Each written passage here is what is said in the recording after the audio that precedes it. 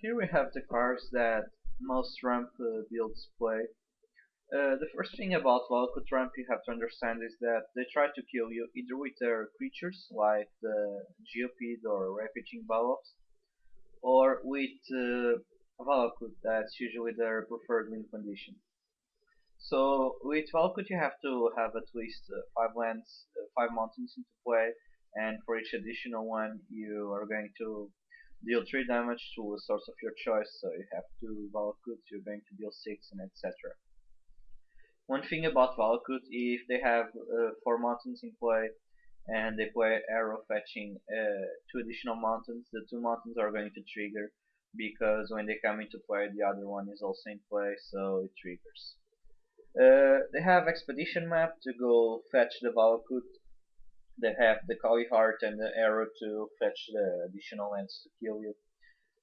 Also Oracle of Moldaya in order to ramp additional lands. GOP is there to give an early beats, because if they're trying to deal with it, you can ramp all the way until you get them with Valakut. And also Geopede with the Expedition or Harrow gives insane amounts of damage. The Ballops in play with Harrow or the Expedition is also an alternate win condition, because it can create 4/4s from nowhere, even with the fetches.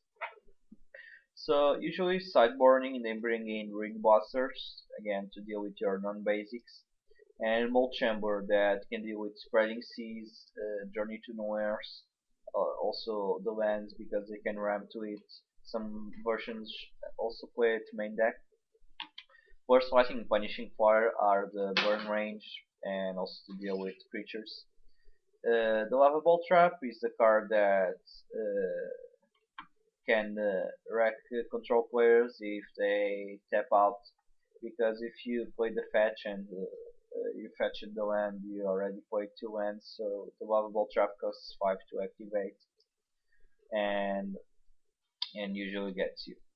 So again, the cards that you need to be really scared about are the Baloth and the Valakut. For both, either you have Journey to Nowhere or Wrath of God, and unless you have Journey when they created an army of 4/4s, or you have and you can deal with all of them, usually it's not your problem. Your biggest problem is really Valakut.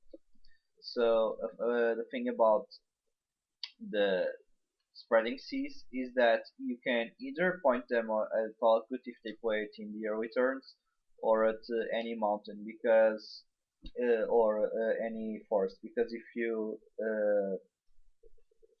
can actually counter the Harrow, you can also have an advantage. That's why you bring in Centifiers. Sometimes you can get an expedition map unprotected, or the expedition before they can pop it. Also, I bring in Demolish because it can wreck their lands, and probably the Valkut. I usually try to save it for the Valkut unless it's more adventurous to play it in the early game.